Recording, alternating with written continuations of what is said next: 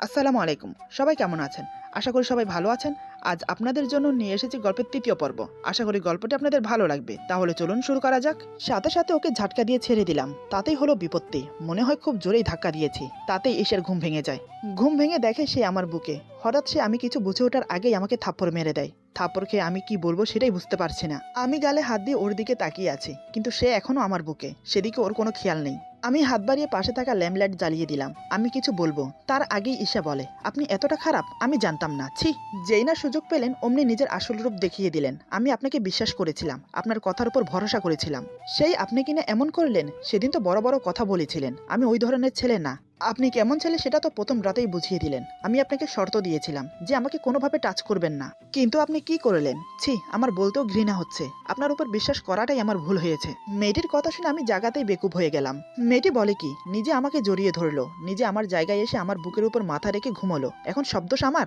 আমি বললাম, মাথা ঠিক আছে তো তোমার? তুমি এটা ভুলে যেও না, তুমি এখনো আমার বুকে শুয়ে আমাকে কথাগুলো শোনাচ্ছ। একবার ভালো করে দেখো তো, আমি তোমাকে জড়িয়ে ধরে আছি না তুমি আমাকে জড়িয়ে ধরে আছো? বালিশগুলো কোথায় দেখো, আর তুমি কোথায় দেখো? এবার মনে হয় মেয়েটির সম্বিত ফিরল। আমার কথা শুনে সে তাকিয়ে দেখে সত্যি সে আমাকে জড়িয়ে ধরে আমার বুকের উপর শুয়ে আছে। এটা দেখে তৎক্ষণাৎ সে আমাকে ছেড়ে দিয়ে উঠে বসতে যাবে, কিন্তু তার আগেই সে খাট থেকে পড়ে যায়। কারণ যে পাশে ও ঘুমিয়েছে সে পাশে না বসে বসেছে অপর সাইডে, মানে যে পাশে আমি ঘুমিয়েছি। আমি খাটের খুব পাশেই ঘুমিয়েছিলাম। মেয়েটি পরেই কুকিয়ে উঠে বলে, উফ মাগো গেলাম গো, কোমরটা গেছে মনে হয় আমার। ঈশা পড়ে গেছে দেখে আর ওর কথা শুনে আমার রাগ উধাও হয়ে গেল। আমি ওর দিকে ফিরে শুয়ে মিটি মিটি হাসছি, কিন্তু ওকে ধরে উঠালাম না। আমি বললাম, কি হলো, খুব লেগেছে বুঝি? ঈশা বলে, আপনি লোকটা সত্যি খারাপ। আপনি দেখতে পারছেন যে আমি পড়ে যাচ্ছি, তাও আমাকে ধরলেন না। এমন কেন আপনি? আমি বললাম, বারে একটু আগে আমি কিছু না করেও দোষী হলাম। একটা থাপ্পড় খেলাম বিনা দোষে। তুমি কি জানো, ঘুমের ঘরে তুমি আমাকে জড়িয়ে ধরেছো, আমার বুকে মাথা রেখে ঘুমিয়েছিলে। আমি তো তোমাকে ছাড়ানোর চেষ্টা করছিলাম মাত্র, তখনই তোমার ঘুম ভেঙে গেল। আর তুমি কি করলে, উল্টো আমাকে থাপ্পড় মেরে দিলে, আরো নানান রকমের কথা শোনালে।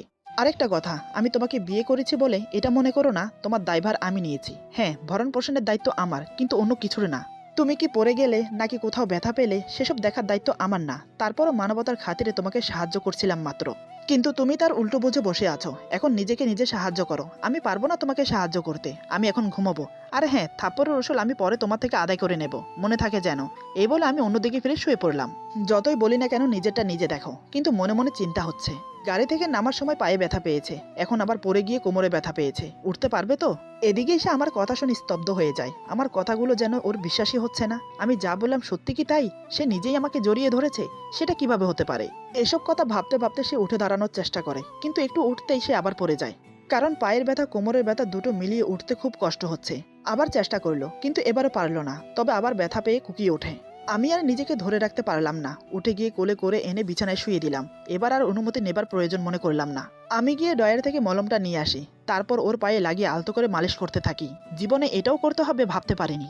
ঈশা চুপচাপ শুয়ে আছে। আমি পায়ে কিছুক্ষণ মালিশ করে পাতলা একটা চাদর গায়ে দিয়ে বললাম, এখন ঘুমিয়ে পড়ো, সকালে বরং ডাক্তারের কাছে নিয়ে যাব। এই বলে আমি সোফায় গিয়ে শুয়ে পড়লাম। ঈশা মাথা তুলে আমার দিকে তাকিয়ে বলে, এই যে শুনছেন? আমি বললাম, কি হলো আবার, কিছু চাই? ঈশা বলে, না মানে বলছিলাম যে এখানে এসে ঘুমান না। আমি বললাম, একদম না, ভয় পাওয়ার কিছু নেই, আমি আছি এখানে। ঈশা বলে, আমার ভুলের জন্য আমি সরি বলছি তো, তারপরও আসুন না। এবার আমার বিরক্ত লাগছে। মেয়েটি নিজেও ঘুমোচ্ছে না, আমাকেও ঘুমোতে দিচ্ছে না। আমি বললাম, সমস্যা কি তোমার, বলো তো? আচ্ছা একটা কথা বলো তো, তুমি কি ছোট থেকেই এমন?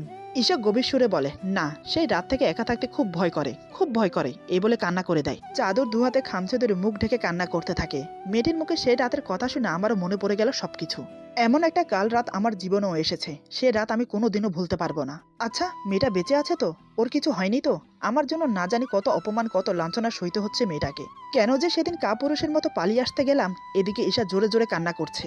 ওর কান্নায় আমার ধ্যান ভঙ্গ হলো। আমি গিয়ে ওর পাশে মেঝেতে বসে পড়ি। ওর মাথায় হাত বুলিয়ে বললাম, সরি, কিছু মনে করো না আমার ব্যবহারে। প্লিজ কান্না বন্ধ করো। আমি কি জানতে পারি সেদিন রাতে কি হয়েছিল? ঈশা কান্না করতে করতে বলে, না আমি বলতে পারবো না, তবে এইটুকু বলতে পারি, ওই রাত আমার জীবন অভিশপ্ত রাত ছিল।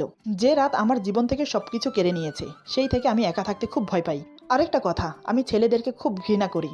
কোনো ছেলে আমার আশেপাশে থাকলে আমার অস্বস্তি হয়, আমি সহ করতে পারি না। মেয়েটির কথা শুনে আমার মনে খটকা লাগলো। এমন কি হয়েছিল ওই রাতে যার জন্য মেয়েটি একা থাকতে পর্যন্ত ভয় পায়, আর ছেলেদেরকেই বা কেন ঘৃণা করে? আমার কাছে সব গুলিয়ে যাচ্ছে। আমি চট করে ওর মাথার উপর থেকে হাত সরিয়ে নিলাম। একটু দূরে সরে বসে বললাম, তুমি ছেলেদেরকে ঘৃণা করো, কোনো ছেলে তোমার আশেপাশে থাকলে তুমি সহ করতে পারো না, কিন্তু আমিও তো একটা ছেলের মধ্যে পড়ি, তাহলে আমি তোমার পাশে থাকলে তোমার ভয় লাগবে না? ঈশা বলে, ভয় তো লাগে, কিন্তু কি করব, মজবুরি বলে একটা শব্দ আছে। বিপদে পড়লে বাঘের সাথেও রাত কাটাতে হয়, আমার ক্ষেত্রেও তাই। 2 দিন পর পর কেউ না কেউ দেখতে আসে, তার সামনে সংসেজে বসে পড়ো, যে দেখতে আসে তারই পছন্দ হয়ে যায়, কত রকমের বাহানা দিয়ে বিয়েটা ভাঙতে হয়। একমাত্র শুধু আপনি নিজের মুখ থেকে উচ্চারণ করেছেন বিয়েটা করবেন না, মানে জীবনও বিয়ে করতে চান না। কেন জানি না মন থেকে সাই এলো যে আপনার সাথে থাকলে আমি সুরক্ষিত থাকবো, তাই আপনার কথায় রাজি হয়েছি। আমি বললাম, আমাকে দেখে কি মনে হয় আমিও কি বাজে ছেলেদের মধ্যে পড়ি? ঈশা বলে, জানি না। আমি বললাম, আমাকে যখন এতই অবিশ্বাস, তাহলে না হয় আমি সোফায় গিয়ে ঘুমাই, তুমি এখানে ঘুমাও, ভয় পাওয়ার কিছু নেই, আমি আছি। এই বলে উঠতে যাব, তখনই ঈশা আমার হাত ধরে ফেলে। আমি ওর দিকে তাকাতেই অশ্রু ভেজা নয়নে আমার দিকে তাকিয়ে বলে, না। আমি নিচের দিকে তাকিয়ে বড় একটা নিঃশ্বাস নিলাম। জানি না আমার ভাগ্যে কি আছে, কিন্তু এই মেয়েটা যদি প্রতিনিয়ত আমার সাথে এরকম করে, তাহলে আমি সত্যি বলছি, যেটা আমি করতে চাইছি না সেটাই হয়ে যাবে। মানে মেয়েটার প্রতি আমি ধীরে ধীরে দুর্বল হয়ে পড়ব, তখন আমার ওকে ছাড়া এক মুহূর্ত চলবে না। কিন্তু আমি তো এটা চাই না। আমাকে ভাবতে দেখে ঈশা বলে, কি হলো, কি এত ভাবছেন? আমি বললাম, কিছু না, ঘুমাও, আমি ওপাশে ঘুমোচ্ছি। এই বলে উঠে মাঝখানের বালিশগুলো ঠিক করে শুয়ে পড়লাম। নানান কথা ভাবতে ভাবতে একসময় ঘুমিয়ে পড়ি। এদিকে ঈশা মনে মনে ভাবছে, বিয়ের প্রথম দিন থেকে এসব আমার সাথে কি হচ্ছে, না জানি লোকটা আমাকে কি ভাবছে, কিন্তু আমি কি করব? আমার সাথে যা হয়েছে তারপরে তো কাউকে বিশ্বাস করা অসম্ভব। তবে এই লোকটাকে কেন জানি বিশ্বাস করতে মন চায়। লোকটা কি সত্যি ভালো, নাকি লোক দেখানোর জন্য ভালো সেজে বসে আছে, কে জানে। এসব ভাবতে ভাবতে সেও একসময় ঘুমিয়ে পড়ে। সকালে ঘুম ভাঙলো দরজা ধাক্কানোর শব্দে। আমি উঠে দেখি ঈশা এখনো ঘুমোচ্ছে, তাই আমি গিয়ে দরজা খুলে দেই। দরজা খুলতেই কাজের মেয়ে চুমকি বলে, ছোট ভাইয়া আপনাদের জন্য নিচে সবাই অপেক্ষা করছে, ছোট মা তাড়াতাড়ি নিচে যেতে বলেছে। আমি বললাম, তুই যা, আমি আসছি। আমার কথা শুনে চুমকি চলে গেল। আমি আবার দরজা লাগিয়ে ঈশার পাশে এসে বসি। ঈশাকে ডেকে বললাম, এই ঈশা, সকাল হয়ে গেছে, ওঠো, সবাই আমাদের জন্য নিচে অপেক্ষা করছে। আমার কথা শুনে ঈশা আড়মোড়া ভেঙে উঠে বসে। আমি বললাম, শুভ সকাল, ঘুম কেমন হলো? ঈশা বলে, আর ঘুম, নতুন জায়গা তো, তাই একটু সমস্যা হচ্ছে, হয়তো পরে ঠিক হয়ে যাবে। আমি বললাম, ঠিক আছে, এখন উঠে ফ্রেশ হয়ে নাও, নিচে আমাদের জন্য সবাই বসে আছে। এই বলে আমি আগে ফ্রেশ হতে চলে গেলাম। কিছুক্ষণ পর আমি বেরিয়ে আসলে ঈশা উঠে যেতে চায়, কিন্তু পারে না, আবার পা ধরে বসে পড়ে। কারণ পায়ের ব্যথা আগে থেকে আরো বেড়েছে, পা ফুলে কালো হয়ে গেছে। আমি বললাম, কি হয়েছে, পায়ের ব্যথা কমেনি? আমার কথা শুনে ঈশা পা দেখিয়ে বলে, না, এই দেখুন না, আরো ফুলে গেছে, ব্যথাও করছে খুব। আমি বললাম, তাহলে তোমার নিচে যেয়ে কাজে নেই, তোমার নাস্তা উপরে পাঠিয়ে দিতে বলছি। আর আমি ডাক্তার আঙ্কেলকে ফোন করে দিচ্ছি, উনি চলে আসবে কিছুক্ষণের মধ্যে। ঈশা বলে, তা না হয় ঠিক আছে, কিন্তু আমি এখন ওয়াশরুমে যাব কিভাবে? আমি বললাম, এখন তুমি বলো কিভাবে যেতে চাও, গাড়ি বুক করবো ওয়াশরুম থেকে রুম, নাকি আমি নিয়ে দিয়ে আসবো? আমার কথা শুনে ঈশা রেগে যায়। ঈশা বলে, মজা করছেন আমার সাথে? দেখতে পারছেন আমি হাঁটতে পারছি না। আমি বললাম, দেখতে তো পারছি, তাই তো জিজ্ঞেস করছি কিভাবে যেতে চাও। ঈশা বলে, বেশি কথা না বলে আমাকে দিয়ে আসুন। আমি বললাম, ওকে, তোমার দেখছি অভ্যাস হয়ে যাচ্ছে আমার কোলে চড়া, কাল থেকে এই নিয়ে 3 বার, ব্যাপার কি বলো তো? ঈশা বলে, আমি কি ইচ্ছে করে আপনার কোলে উঠছি? নিহাত কাল পা মচকে গিয়েছিল, তাই এত সমস্যা হচ্ছে, নয়তো আপনার কোলে চড়া আমার বয়ে গেছে। আমি বললাম, আমারও বয়ে গেছে তোমাকে কোলে ওঠাতে। এই বলে আমি ওকে কোলে নিয়ে ওয়াশরুমে দিয়ে এসে বাইরে দাঁড়িয়েছিলাম। কিছুক্ষণ পর আবার নিয়ে এসে খাটে বসিয়ে দিলাম। মনে মনে ভাবছি, বিয়ে না করে একাই তো ভালো ছিলাম, এখন দেখো অন্যজনের খেদমত করতে হচ্ছে, কি কপাল মাইরি। এক ঝামেলা থেকে বাঁচতে হাজারটা ঝামেলা মাথায় নিয়ে বসে আছি। আমি ওকে খাটে বসিয়ে নিচে চলে এলাম। আমাকে একা নিচে নামতে দেখে মা জিজ্ঞেস করে, কি রে, তুই একা যে, বোমা কোথায়? আমি বললাম, কাল গাড়ি থেকে নামার সময় পা মচকে ব্যথা পেয়েছে, তাই হাঁটতে পারছে না। আমি ডাক্তার আঙ্কেলকে ফোন করে দিচ্ছি, উনি এসে দেখে যাবেন। মা বলে, সে কি রে, আমি তো জানতাম না, তোরা বরং নাস্তা কর, আমি গিয়ে দেখে আসি। এই বলে মা ওর জন্য নাস্তা নিয়ে উপরে চলে গেল। মা চলে যাওয়ার পর বাবা বলে, কি রে, তুই রেডি হয়ে কোথায় যাচ্ছিস? আমি বললাম, কোথায় আবার, অফিসে।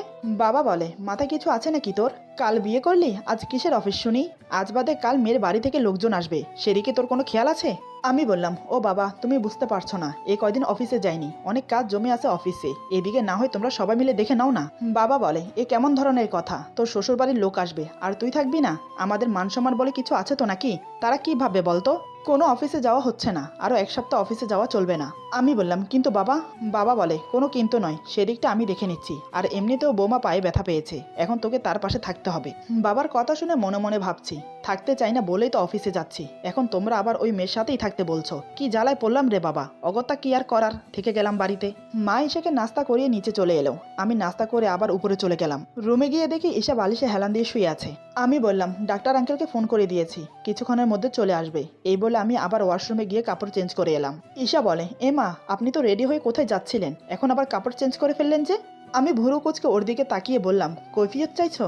ঈশা বলে, আরে না না, কৈফিয়ত চাইবো কেন? আমি তো ব্যাস এমনি জিজ্ঞেস করছিলাম, বলতে না চাইলে বলবেন না, সমস্যা নেই। আমি শার্টের হাতা ফোল্ড করতে করতে বললাম, আমার কোনো কিছুতে ইন্টারফেয়ার না করলে আমি খুশি হব। আমার কথা শুনে আর একটাও কথা বলে না ঈশা, মুখ কালো করে বসে আছে। আমি সেটা লক্ষ্য করে বললাম, কি হলো, মুখটা এভাবে লটকিয়ে রেখেছো কেন? আবার কি হলো? ঈশা আমার দিকে এক নজর তাকিয়ে বলে, আপনি এমন কেন? আমি বললাম, কেমন আমি বুঝলাম না।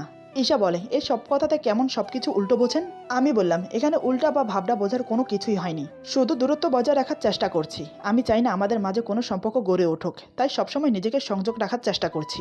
ঈশা আমার কথা শুনে বিড়বিড় করে বলে, ইস, এখানে ওনার সাথে যেন কেউ প্রেমের আলাপ করছে, যেন কেউ বলছে আমার সাথে প্রেম করবে, যত সব। আমি বললাম, বিড়বিড় করে কি বলা হচ্ছে শুনি? যা বলবে স্পষ্টভাবে বলবে, বিড়বিড় করবেন আমার সামনে। এই বলে একটা বই নিয়ে বারান্দাতে চলে গেলাম। এদিকে এসে আমাকে বারান্দায় চলে যেতে দেখে রাগে ফেটে পড়ছে। চোখগুলো ছোট ছোট করে তীক্ষ্ণ দৃষ্টি বারান্দার দিকে রেখে মনে মনে বলে, একটা হনুমান, আমাকে একা রেখে দেখো বইয়ের সাথে প্রেম করতে চলে গেছে। একটি বারও ভেবে দেখলো না আমার কথা। আমি একটা অসহায় মেয়ে একা একা বসে কি করব? পায়ের ব্যথার জন্য নিচেও যেতে পারছি না। নিচে তো শাশুড়ি মা শ্বশুর বাবা দুজনেই আছে, তাদের সাথে না হয় গিয়ে গল্প করতাম, তাহলে আর এই খাচ্চর লোকটার এত কথা শুনতে হতো না। এদিকে আমি বই না পড়ে মনে মনে ভাবছি, মেয়েটা এখানে আমার ভরসায় এসেছে। আমি যদি ওকে এভাবে ইগনোর করি তাহলে খারাপ দেখায়। একা বসেও কিভাবে সময় কাটাবে সে? বাবা মা কাজের লোক সবাই তো নিচে। না, এভাবে বই নিয়ে বারান্দাতে আসা ঠিক হয়নি। যাই গিয়ে দেখি কি করছে। এই ভেবে বইটা টেবিলের উপরে রেখে রুমে এসে দেখি ঈশা গাল ফুলে শাড়ির আঁচল আঙ্গুলে পেঁচাচ্ছে। আমি কিছু বলতে যাব, তার আগে দরজার বাইরে চুমকির গলা শুনতে পেলাম। চুমকি বলছে, ছোট ভাইয়া ডাক্তার আঙ্কেল এসেছে। আমি ওর কথায় বাইরে এসে ডাক্তার আঙ্কেলকে সালাম দিলাম। তিনি সালামের উত্তর দিয়ে বলে, কেমন আছো বাবা? আমি বললাম, জি আঙ্কেল, আলহামদুলিল্লাহ, আপনাদের দোয়ায় ভালো আছি। কৌশল বিনিময় করে ডাক্তার আঙ্কেলকে রুমে নিয়ে এলাম। বাহিরে আমাদের কথা শুনে ততক্ষণে ঈশা নিজের কাপড় ঠিক করে বসে পড়ল। ডক্টর আঙ্কেল রুমে প্রবেশ করতে সালাম দিল। ডক্টর আঙ্কেল একগাল হেসে সালামের উত্তর দিয়ে বলে, কেমন আছো মামনি? ঈশা বলে, আলহামদুলিল্লাহ ভালো আছি, আপনি কেমন আছেন? আঙ্কেল বলে, এই তো মা, অনেক ভালো। তা তোমার কি সমস্যা হয়েছে মা, আমাকে বলো। ডক্টর আঙ্কেলের কথা শুনে ঈশা এবার আমার দিকে তাকায়। আমি ব্যাপারটা বুঝতে পেরে বললাম, আঙ্কেল পা মস্কে গিয়ে ব্যথা পেয়েছে। তারপর ঈশাকে বললাম, পাটা দেখাও।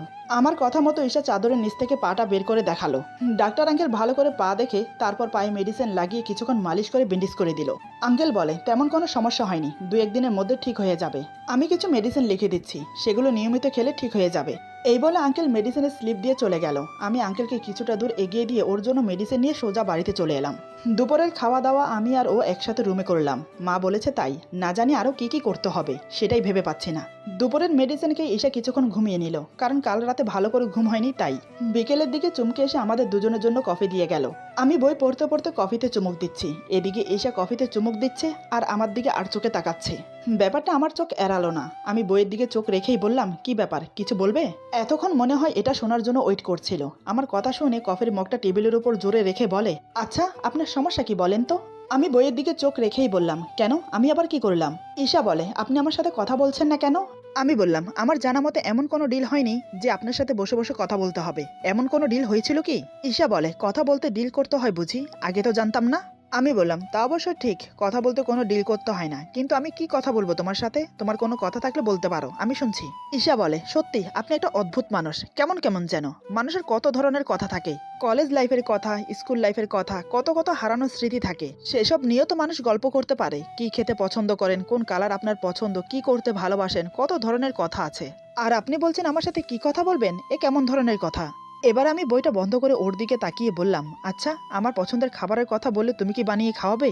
আমার কোন কালার পছন্দ সেটা জেনে তুমি কি করবে? আমি কি করতে ভালোবাসি সেটা জেনেও তুমি কি করবে?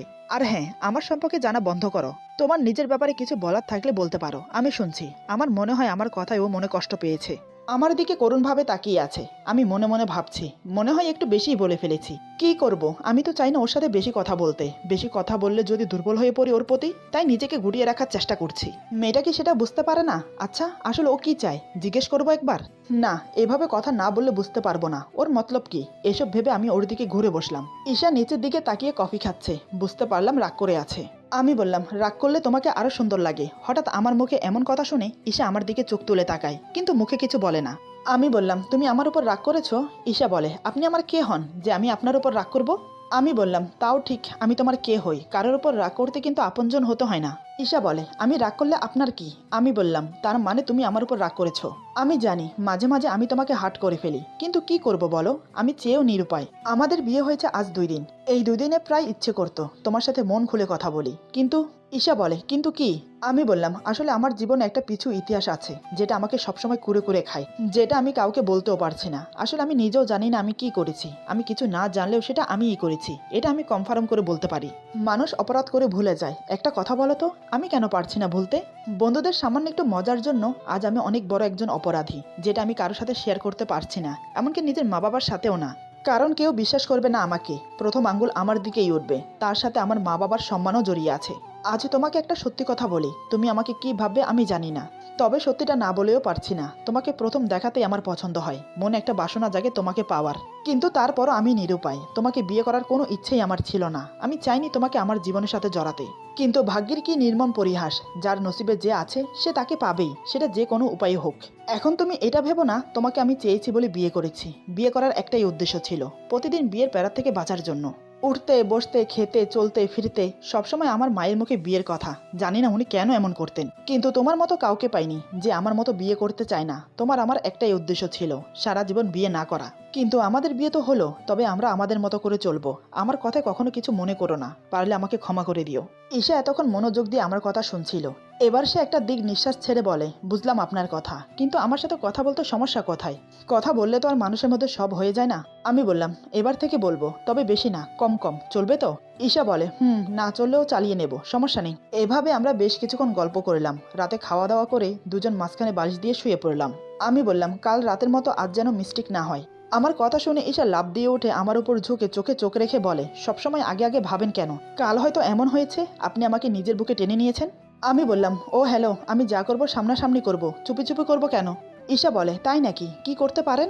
আমি বললাম, দেখো ভালো হবে না, ঘুমাও। ঈশা বলে, আজ যদি তেমন কিছু করেছেন তাহলে আপনার খবর আছে, একদম এভাবে মেরে ফেলবো। এই বলে আমাকে ঝুঁকে দেখাতে যাবে, ঠিক তখনই আমার উপর থেকে ডিগবাজি খেয়ে পড়ে যাচ্ছিল। আমি তৎক্ষণাৎ টেনে নিজের বুকের সাথে জড়িয়ে ধরি, কিন্তু ওকে ধরতে গিয়ে বুঝতেই পারিনি আমার এক হাত ওর বুকে, অন্য হাত ওর কোমর শক্ত করে ধরে আছে। তার চেয়ে বড় কথা, আমার ঠোঁট ঈশার ঠোঁটের সাথে জোড়া লেগে আছে, ঠিক চুমোর ভঙ্গিতে। ঈশা পড়ে যাওয়ার ভয় চোখ বন্ধ করে আমাকে শক্ত করে জড়িয়ে আছে। দুজন দুজনকে আলিঙ্গনে আবদ্ধ করে রেখেছি। অজান্তে ওর ঠোঁটে কিস করে বসি। আমার একটা হাত ওর পিঠে বিচরণ করছে। আমার প্রতিটা ছোঁয়ায় ঈশা শিহরিত হচ্ছে। এভাবে বেশ কিছুক্ষণ অতিবাহিত হয়ে গেল। হঠাৎ ঈশা আমাকে ধাক্কা দিয়ে সরিয়ে দেয়, তাতেই আমার সম্বিত ফিরল। এমন কিছু হবে ভাবতে পারিনি। কি থেকে কি হয়ে গেল। ঈশা তৎক্ষণাৎ আমাকে ছেড়ে দিয়ে ওর জায়গায় গিয়ে শুয়ে পড়ল। আমি বললাম, সরি, আসলে আমি বুঝতে পারিনি তুমি পড়ে যাচ্ছিলে তাই। আমার কথা শেষ হতে দিল না। তার আগে ঈশা হঠাৎ যা করলো তার জন্য আমি বিন্দু মাত্র প্রস্তুত ছিলাম না। কাল তো থাপড় খেয়েছি, কিন্তু আজ এমন কিছু করবে সেটা যেন আমার মাথায় আসেনি। আমি তো অবাক হয়ে চোখ বড় বড় করে ওর দিকে তাকিয়ে আছি। ওকে কোনোভাবেই চিনতে পারছি না আমি। কি হতে চলেছে সামনে আমার সাথে? এরপর যা হলো, আজকের গল্প এখানে সমাপ্ত। গল্পের বাকি অংশ পেয়ে যাবেন আগামী পর্বে। আশা করি গল্পটি আপনাদের ভালো লাগবে। যদি ভালো লাগে তাহলে লাইক, কমেন্ট এবং সাবস্ক্রাইব করে আমাদের পাশে থাকুন। পাশে থাকা বেল আইকন প্রেস করে দেবেন, তাহলে আমাদের নিত্য নতুন ভিডিও আপনাদের কাছে পৌঁছে যাবে। সবাই ভালো থাকবেন, সুস্থ থাকবেন। আল্লাহ হাফেজ।